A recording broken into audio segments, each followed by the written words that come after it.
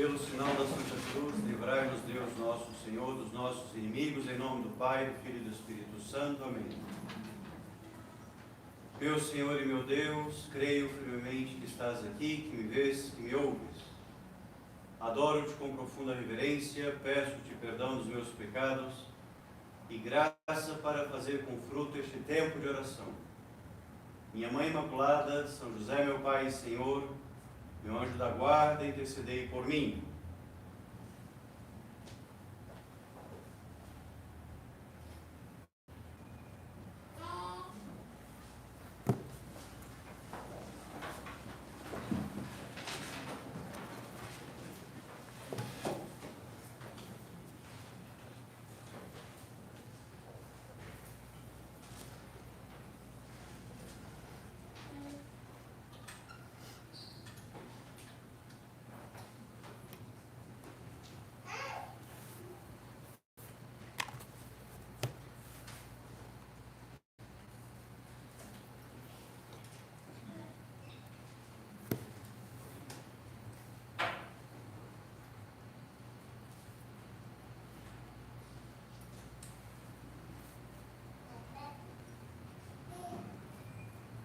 O tema do nosso recolhimento de hoje é a missão do cristão no lar, na casa, em casa e no mundo.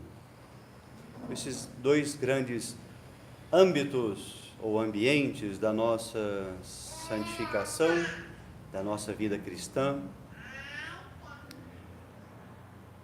Estamos no meio do mundo, estamos no nosso lar, estamos nas nossas ocupações. É aí que o Senhor nos espera.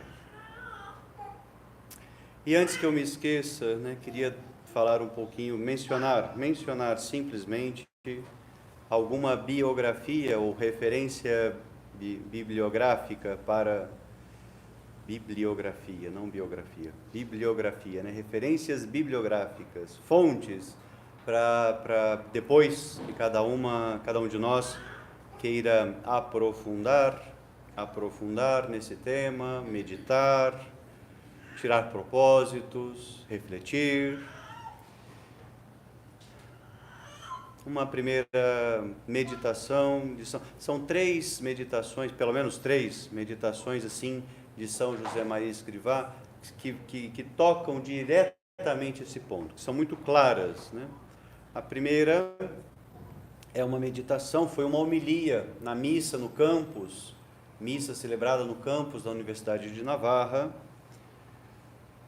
no ano 68, se não me engano. Nessa missa, São José Maria pronunciou uma homilia que ficou conhecida, depois recolhida e publicada com o título Amar o Mundo Apaixonadamente.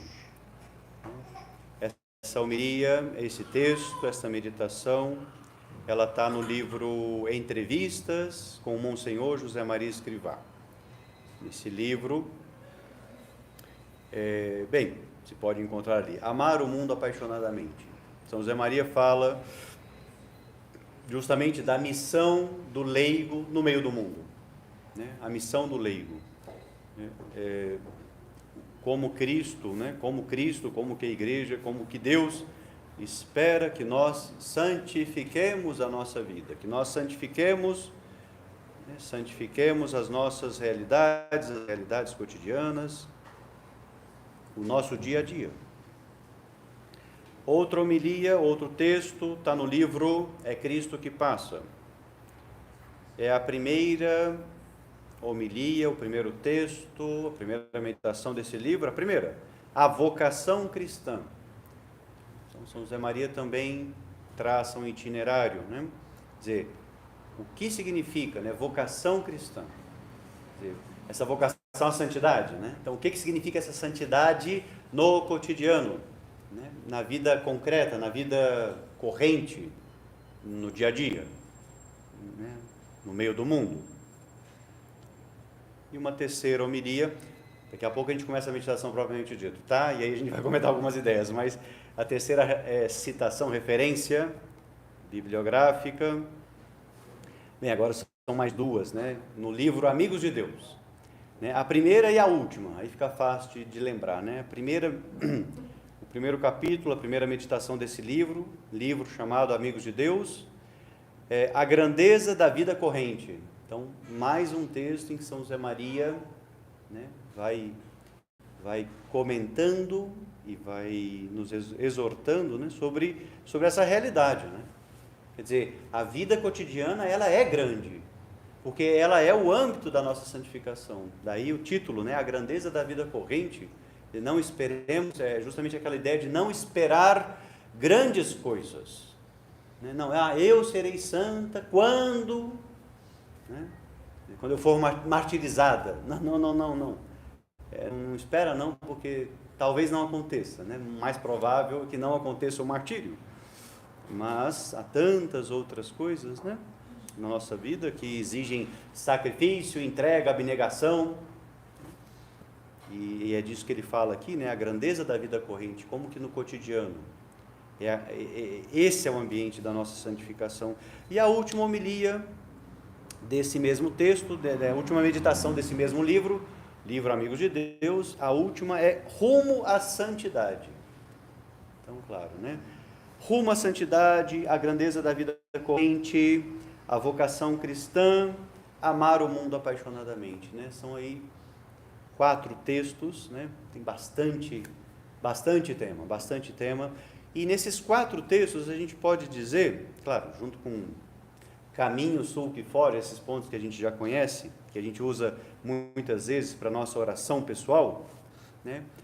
Com esses 4 textos, podemos ter assim uma bastante certeza de chegarmos ao núcleo da mensagem do Opus Dei, né? A essência do carisma do Opus Dei. Quer dizer, o que Deus quis trazer para a igreja, o que Deus quis promover na igreja, através de São José Maria Escrivá, é justamente esse carisma que está descrito ou ensinado de forma muito pedagógica, muito bonita, muito prática, nessas 4 homilias ou meditações que estão escritas, explicadas nesses livros que eu mencionava. Mas agora, dando continuidade à nossa meditação, a primeira parte do recolhimento do dia de hoje, é pensarmos de onde que vem, né, toda essa doutrina, invenção de São José Maria Escrivá? Não. Mas é um modo de ler os evangelhos. É uma luz que Deus lhe concedeu, e a toda a igreja, para aprender com a vida cotidiana do próprio Jesus Cristo. Aprender com a vida cotidiana da Sagrada Família. Então, basta olhar para Cristo, nosso Senhor Jesus Cristo, a segunda pessoa da Santíssima Trindade, quis assumir a natureza humana. Assumiu a natureza humana. Quis vir ao mundo através de uma mãe, através de uma gravidez normal, 9 meses, através de uma infância normal, através de uma adolescência e vida adulta, normais, comuns. Então, olha o aspecto do cotidiano, do normal, do nada chamativo, né? Porque desde a sua concepção até mais ou menos os seus 30 anos, quem sabia que Jesus era Deus? Pouquíssimas pessoas. Nossa Senhora, São José, né? A prima Isabel, Zacarias, João Batista, sim, né? Simeão e Ana no templo. Será que mais alguém? Não sei. Esses 7 com certeza. Mas quer dizer, é muito pouco, né? Se a gente for pensar, seja 7, 10, 15, 20, é pouco. Pouquíssimo. Então, olha como que Jesus, até os 30 anos, ele quis santificar a vida cotidiana. Como? Vivendo a vida cotidiana. É assim que Jesus santificou. É assim que Jesus santificou a gravidez, é assim que Jesus santificou o casamento, porque ele é filho dentro de um casamento, né? Tudo bem, a intervenção de Deus, Espírito Santo, tal, já conhecemos a história, né, da encarnação do Verbo, né? e não é o tema da meditação propriamente dito, mas a gente vai entendendo que, olha, Jesus, ele quis assumir a natureza humana para justamente poder santificar todas as etapas da vida humana. Só depois, né, de 30 anos que Jesus começa a vida pública, a vida como ele como um Messias, como um rabino, como um mestre para ensinar as pessoas sobre o reino de Deus, para mostrar o caminho. Quer dizer, mas até então, como é que Jesus santificou esse mundo com a sua vida, com a sua vida cotidiana, com o seu exemplo, com a sua conduta. Então, é assim, essa é a grande luz que Deus mostrou para o fundador do Opus Dei, é assim que os fiéis cristãos, sobretudo os leigos, é assim que nós vamos santificar o mundo, é assim que nós vamos nos santificar. Essa frase está meio errada, mas daqui a pouco eu já explico. Está meio errada essa frase, mas já explico. Bem, já explico agora, né? Senão eu vou esquecer. Quer dizer, não é, eu falei assim, que a gente vai se santificar. Bem, errado. Porque quem nos santifica é o próprio Deus. Né? Então, quer dizer, a gente se esforça para ser santa. Mas quem que me santifica? Deus. Quem que perdoa os meus pecados? Deus. Sou eu que me perdoo? Não. Digo, os pecados, né? Eu perdoo os meus... Não. Eu peço perdão para Deus. É Ele que me perdoa. Então, quem que me santifica? Deus. Só que, claro, a gente tem que querer. Então, por isso que às vezes a gente fala, né, que eu me santifico, mas é nesse sentido, quer dizer, eu batalho por isso, eu corro atrás, eu luto por isso, eu me esforço para corresponder à graça de Deus. E isso, essa luta por corresponder à graça de Deus, por fazer a vontade de Deus, quando? Como? No cotidiano, na vida comum, no dia a dia, cada dia. Por exemplo, pensemos como foi o nosso dia de ontem. Ontem, sexta-feira 13. Será que já ficamos com, como é que chama isso? Com essa superstição da sexta-feira 13? Será, né, por exemplo, né? Será que, como que foi? Foi um dia assim de dar asas à preguiça? Ontem, sexta-feira, ontem. Asas à preguiça? Será que consenti com a vaidade? Consenti com ciúmes? Consenti com a ira?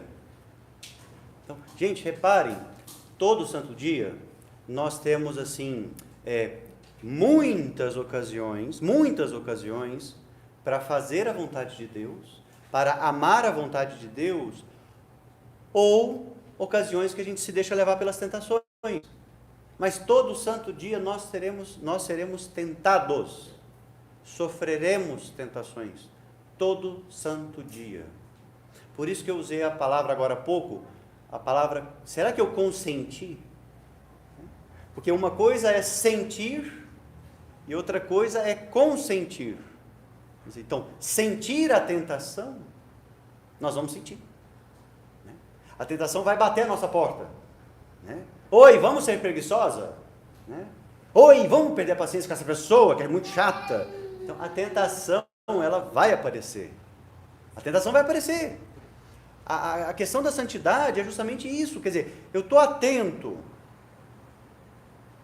a essas tentações, eu estou atento com as minhas más inclinações e quero reagir bem, quer dizer, quero ter uma boa conduta, quero abraçar a boa conduta é abraçar a vontade de Deus. Quer dizer, né? Então, quando a gente tem paciência com alguém que nos resulta mais chata, né? A gente está fazendo a vontade de Deus. E quando a gente tem paciência com aquele filho, com aquela filha, né? Pequeno, que eu preciso repetir 10.000 vezes a mesma ideia, a mesma coisa, cada dia, né?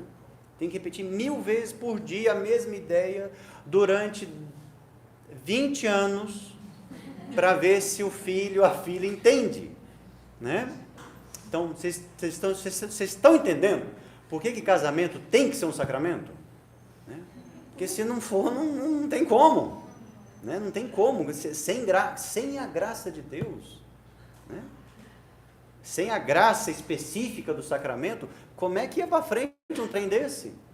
Não ia, né?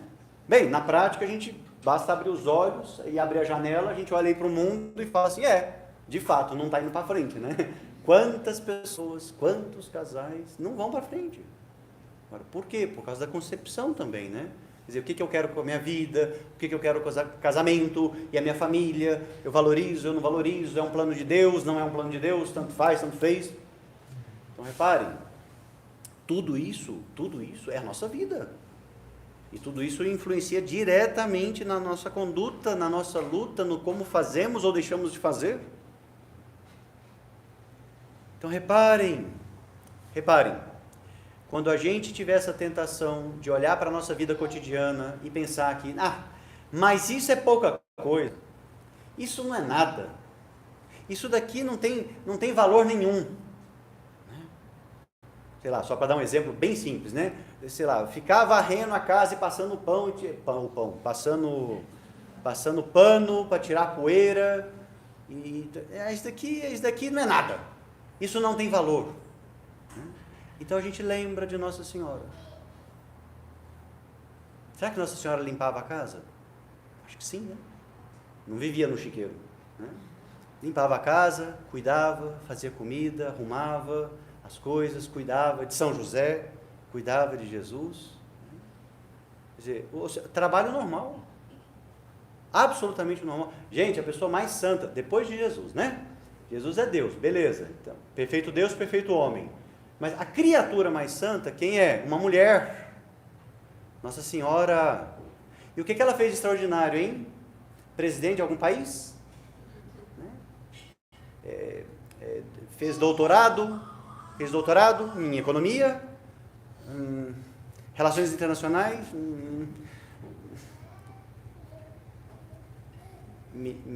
mulher, mãe, esposa, mãe, dona de casa e, sobretudo, sempre fez a vontade de Deus, sempre disse sim para aquilo que Deus lhe pediu. Deus lhe pede a virgindade, ela entrega. Depois Deus diz que ela vai ser mãe, ela não entende como é que você virgem sendo mãe, mas ela aceita, né? Claro, é um milagre, né? Não deixa de ser um grande dom de Deus, né? Como que Nossa Senhora é mãe sem deixar de ser virgem, né? É um mistério, mas é algo que nos foi revelado, né? E Nossa Senhora diz sim, ser mãe de Deus, né? Ok, né? Deus está me pedindo isso daqui, vamos lá, eu topo, eu aceito, vamos lá. Quer dizer, o Todo-Poderoso fez em mim maravilhas. Então olha a humildade de Nossa Senhora de saber que aquilo ali não é mérito dela. É o Todo-Poderoso que faz maravilhas na sua vida, que fez e faz na sua vida maravilhas. E o sim de cuidar, de ser dono de casa e cuidar da casa. E cuidar do marido, e cuidar de Jesus. Então olha a simplicidade da vida de Nossa Senhora. E é a pessoa mais santa. E a gente se pergunta, então, por que ela foi tão santa, se ela só fez coisas simples? É que a resposta está no amor.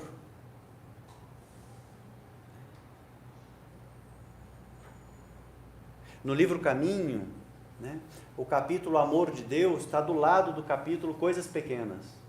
Agora eu não lembro quem vem antes, é Coisas Pequenas e depois Amor de Deus, ou primeiro Amor de Deus e depois Coisas Pequenas. Mas está um do lado do outro no livro Caminho, né?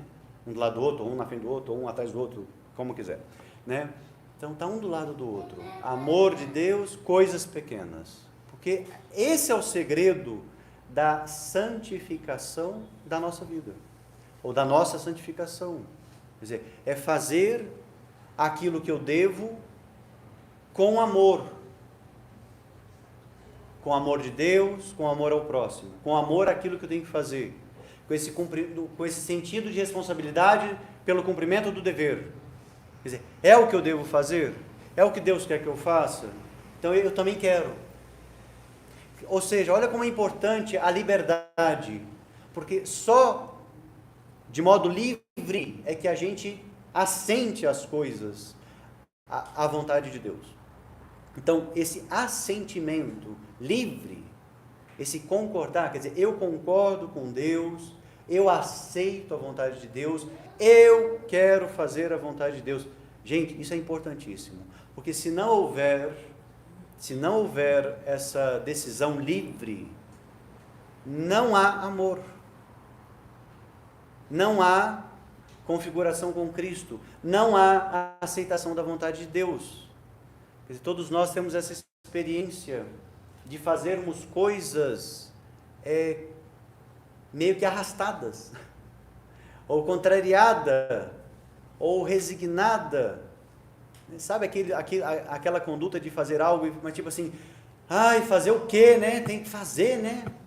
Então a pessoa está reclamando, a pessoa não está querendo, a pessoa está fazendo, mas está com uma cara horrorosa, né? Está fazendo de mau gosto não, de má vontade, está fazendo de má vontade. Ou seja, ela não quer aquilo.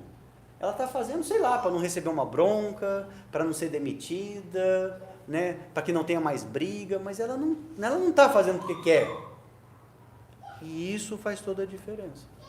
Quer dizer, porque isso daqui, né, de fazer porque eu quero, é uma manifestação do amor. Do amor. Quer dizer, só há amor quando há liberdade.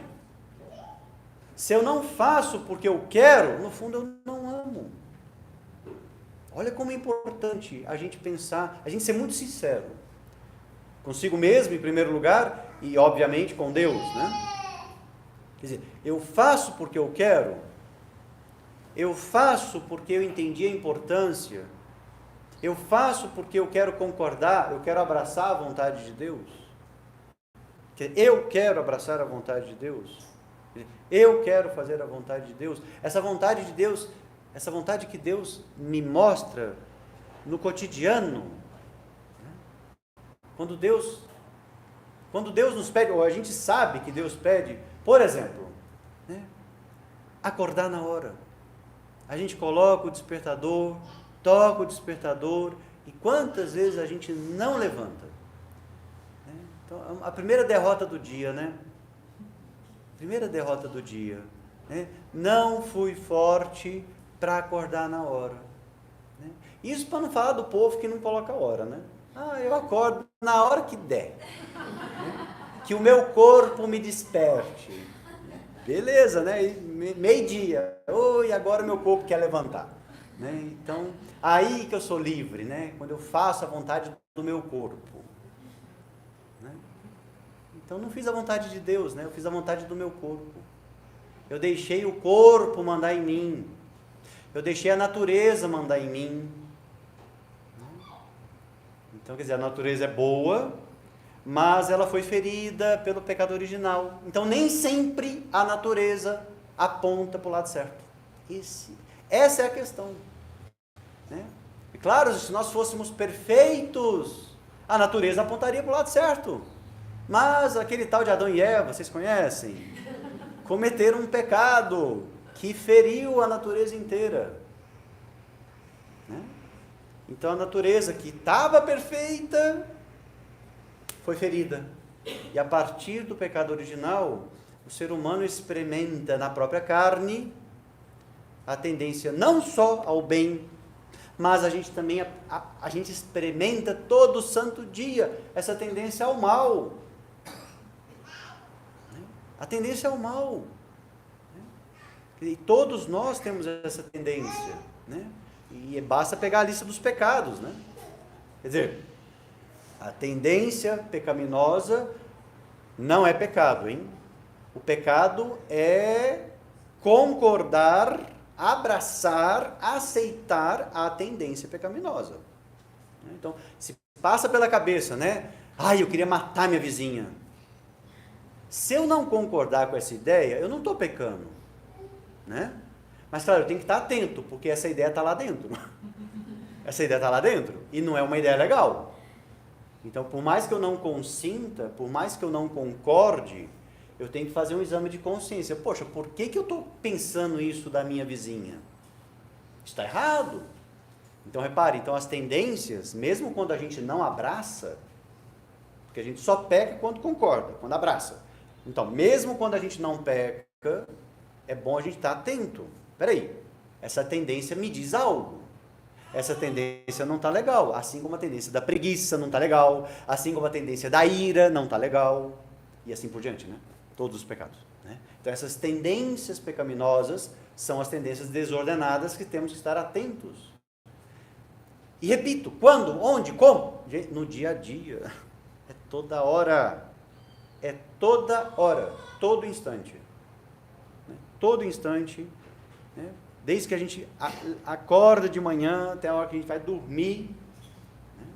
Quer dizer, são inúmeras situações do cotidiano, né? Relacionamento com o marido, relacionamento com os pais, com os vizinhos, com os filhos, né? No trabalho profissional. A gente está o tempo todo se relacionando com outras pessoas. Né? Em âmbitos distintos, né? Em graus, em níveis distintos. Mas reparem, em cada uma dessas situações, Deus pergunta por nós. Você está se santificando? Você está santificando o seu ambiente? Você está sendo sal, luz, fermento no meio desse mundo? Para esse mundo? Deus conta conosco. A nossa missão. São José Maria, numa dessas meditações que eu citei antes, no início da meditação, numa desses textos, São José Maria, ele resume a vida cristã, a vocação cristã, com duas palavras: santidade, apostolado.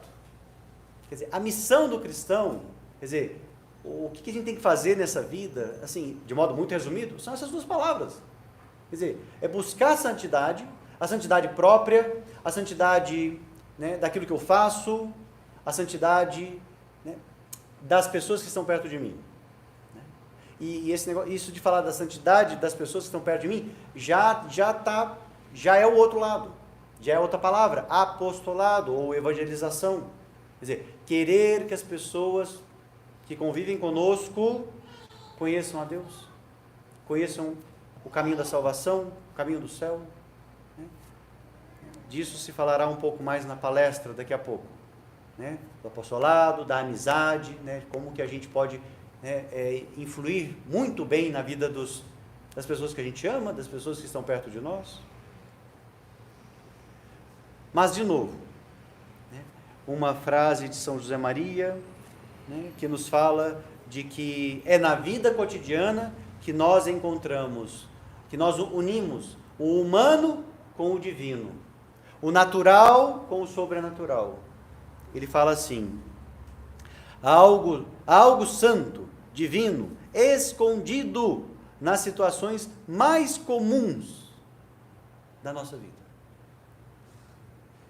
E reparem, quando eu falava aqui, né, a união do humano com o divino, né, do natural com o sobrenatural, é importante que nós saibamos cuidar desses dois elementos, entre aspas, né? Destas duas realidades, o humano e o divino, o natural e o sobrenatural.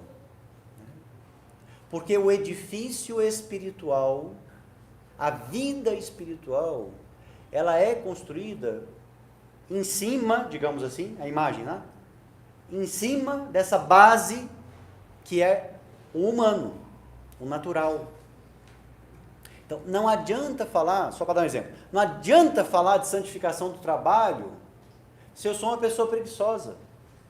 Então, olha aqui, o natural, preguiça, né? Ser humaninho preguiçoso, isso é o aspecto natural. O aspecto sobrenatural, eu quero santificar o meu trabalho. Como que eu vou santificar o meu trabalho? Quer dizer, se eu não lutar contra a preguiça.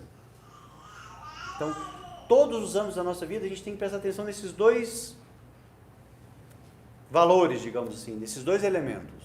O aspecto humano, o aspecto natural, né? Isso muitas vezes a gente encontra, são nas virtudes humanas mesmo, né? Conduta humana adequada, ou seja, virtuosa. A conduta virtuosa. Né? Para poder elevar isso para Deus. Como que eu vou pegar a preguiça e falar, Senhor, te santifico, quero santificar, por favor, Senhor, santifica a minha preguiça. Aí Deus vai falar assim para nós, olha, isso daí não dá para santificar não. Isso daí precisa ser corrigido, purificado, né? Retificado, para eu poder santificar isso daí. Então reparem, na nossa vida, no cotidiano, a gente tem que prestar muita atenção nisso. Quais são esses detalhes? Quais são os nossos defeitos? Quais são os nossos defeitos? É isso. Quais são os nossos defeitos? Onde que eu escorrego? Onde que eu cedo? Quando e como que eu cedo às tentações? Quer dizer, como que acontece isso? Porque é aí que nós vamos detectando, percebendo quais são nossos defeitos, quais são as nossas tendências desordenadas, quais são os pecados que nós cometemos. É aí que nós vamos purificando, com a graça de Deus, vamos purificando, vamos corrigindo, né? E repito, no dia a dia, nas tarefas de cada dia, sem deixar para amanhã, hein? Ah, não, amanhã eu começo a lutar contra a preguiça. Então repara, quando a gente diz esse tipo de frase, a gente está assumindo que hoje eu aceito a derrota, né? Então, ah, não, hoje eu não vou lutar não. Então, mas repara, faltou força, né? Faltou empenho. Só que, claro, se hoje falta força, quem garante que amanhã vai ter? É o treino. Se eu não treinar no pequeno, eu nunca vou conseguir fazer algo um pouco maior. Então, por isso que é tão importante essa decisão de lutar hoje, mesmo que seja num ponto minúsculo. E, habitualmente, são em pontos muito pequenos que a gente tem que lutar, né? E fugir daquela tentação do tudo ou nada, sabe? Ou 8 ou 80, né? Ou tudo dá certo ou nada dá certo. Não, né? Valorizar. Valorizar, sei lá, né? 8, 80. Valorizar. 80 vezes por dia vamos lutar. E às vezes o placar é 40, 40. Ganhou 40, perdeu 40. Ganhou 20, perdeu 60. Né? E assim vai. Vamos valorizar. Olha, em 80 vezes eu perdi 60, ganhei 20. Olha, vamos agradecer a Deus pelas 20 que eu ganhei? Senhor, obrigado aqui, 20 vezes eu consegui vencer. É, Senhor, estou longe, mas 20 vezes eu consegui. Obrigado, porque já é um avanço. Porque ontem a derrota foi 79-1. Né? Tem o 7-1 e o 79-1. Né? Então, 79, né? Ganhei uma só. Hoje eu já ganhei 20. Quem sabe daqui a pouco eu estou ganhando 50, 60, 70, 80? Não, 80 é só no céu, viu? Né? 80-0 pro lado da vitória, só no céu, tá, gente? Só no céu. Então não vamos criar muita expectativa, né? Digo, não vamos criar expectativa irreal, porque senão a gente fica frustrado à toa, né? Bem, vamos terminando essa primeira parte do recolhimento, a meditação, pedindo ajuda, né? Como nós começávamos a meditação olhando para a Sagrada Família de Nazaré, olhando para São José, para Nossa Senhora, para Jesus, na vida cotidiana, lá em Nazaré, com os trabalhos cotidianos, né? Nossa Senhora cuidando da casa, São José e Jesus lá na oficina de José, na carpintaria. Pedimos ajuda à Sagrada Família, pedimos ajuda a Nosso Senhor, a São José e a Maria Santíssima, que nós também saibamos valorizar a luta no pequeno, por amor a Deus, todo santo dia. Dou-te graças, meu Deus, pelos bons propósitos, afetos e inspirações que me comunicaste nesta meditação. Peço-te ajuda para os pôr em prática. Minha Mãe Imaculada, São José, meu Pai e Senhor, meu anjo da guarda, intercedei por mim.